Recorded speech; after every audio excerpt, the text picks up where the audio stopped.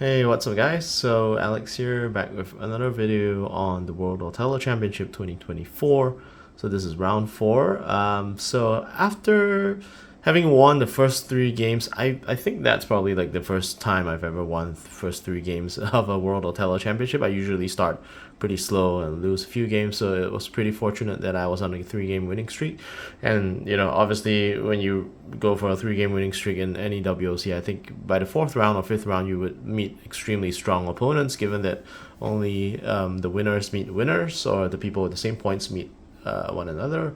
So over here I did meet Takuji Kashiwabara. So he's multiple former EGP winner, and obviously he's had very strong WOC performances with 9 wins and maybe even higher. And I know him to be an extremely strong in book player. So he was playing black and I was playing white, and I think the interesting thing about this was I played the parallel opening.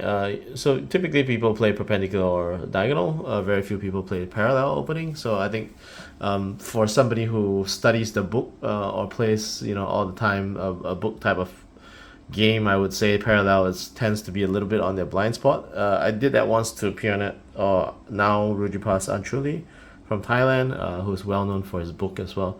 And it seemed to turn out well, so I thought that why not take the risk? I mean, if I'm going to use parallel against anyone, it would be somebody that is very strong in book and specializes in book.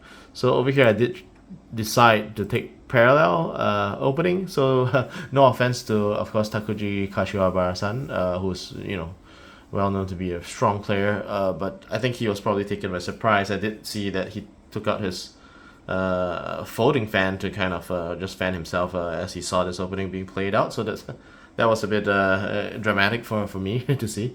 But yeah, thereafter it seemed like he was not really ready to kind of face parallel within WOC. So I played a variation. So this variation tends to look very dispersed for white. I learned it from the top Malaysian player, Ju, or Lai Meng Ju. He's gotten 8 wins, I think, at the 2014 WOC, and he was also there at the 2016 WOC. I haven't really seen him since. So over here, it's quite a standard kind of play out where black jumps in, white controls the center, and controls this kind of mini diagonal and this horizontal line. So over here, black takes a cutout.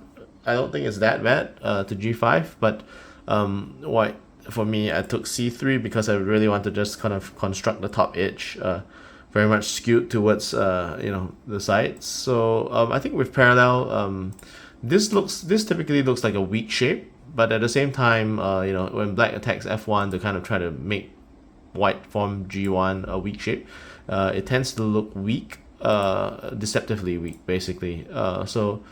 But in actual fact, when white kind of controls the top edge for parallel, there tends to be a kind of a tempo shift similar to kind of FAT draw, where there is a huge shift in the tempo due to the edge capture and the exchange in the sides and the center.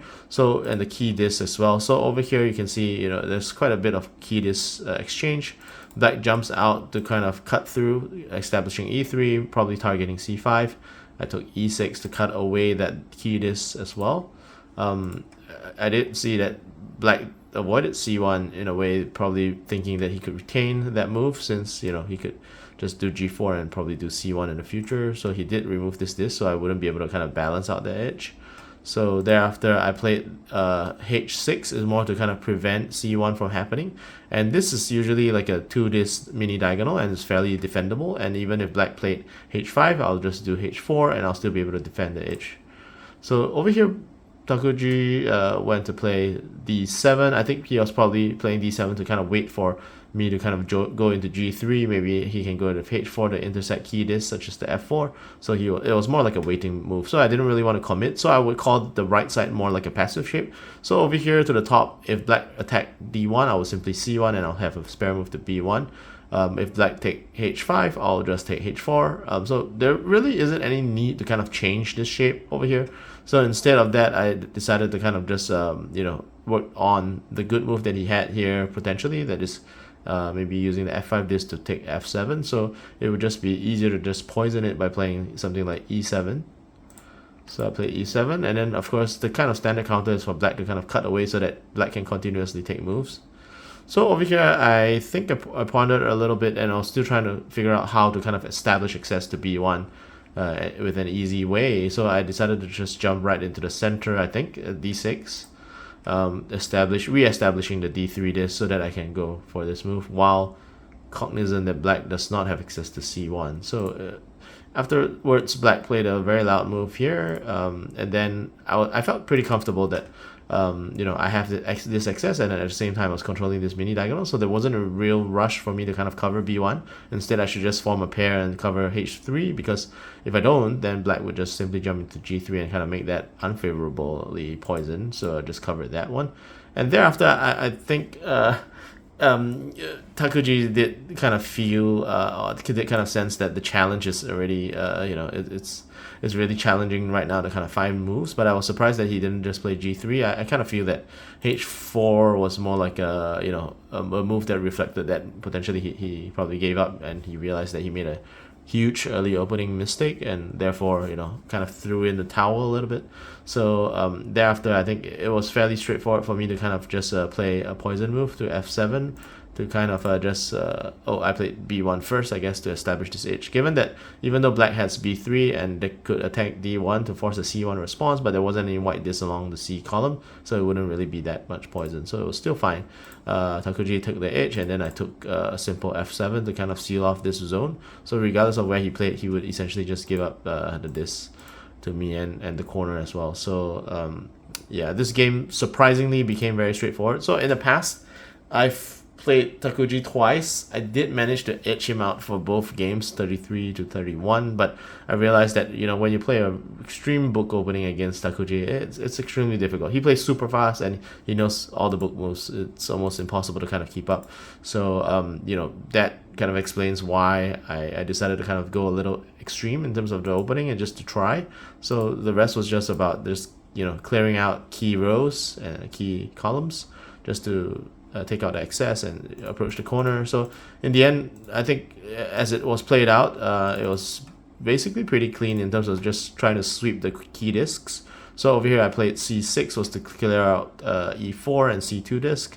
So I would control this column and also this diagonal. So again, g6 would then kind of be exclusive to me, and then I could just play out. But thereafter I decided I'll just do a clean sweep and wait for maybe black to play g6 so that I can sweep it back down. So yeah, over here I played the x square was more because I knew there weren't many moves for black to play. So if I play something like b7 with b6 and c7 available, it will still be interchangeable in the sense that if he played one, I'll play the other. So he played one and I wanted to play the other, but I thought that losing a corner wouldn't really impact the number of discs that I would take, and at the same time playing d8 would threaten g6, force a response to g6 first, and then I would go in to kind of just cover back on c6. And then thereafter, I think he missed that I could do a swindle, so in the end, it was pretty straightforward for me to close out this game. So yeah, I think reflecting on this game, I kind of think that opening selection tends to be a bit unique to different players in a way. So in the past, Sukuni Makoto, two-time former world champion, did tell me that he thinks absolute strength definitely trumps any kind of opening design on a player-specific level, which I kind of agree. But at the end of the day, it wouldn't hurt to kind of have a slight advantage, I guess, in just using certain type of openings against certain players, or at least kind of trying to guess what kind of openings might be more effective against different players. So I think Takuji specializes in book so well. If you play a book opening and you realize his record tends to be extremely good, so this was a huge risk for me to take to play parallel. Obviously at the World Othello Championship, it could go either way. I could have just fallen into like a very straightforward loss, so I was just lucky to kind of get away with this. So thank you very much for joining me and reviewing this game, and yeah, I'll see you in the next one. Goodbye.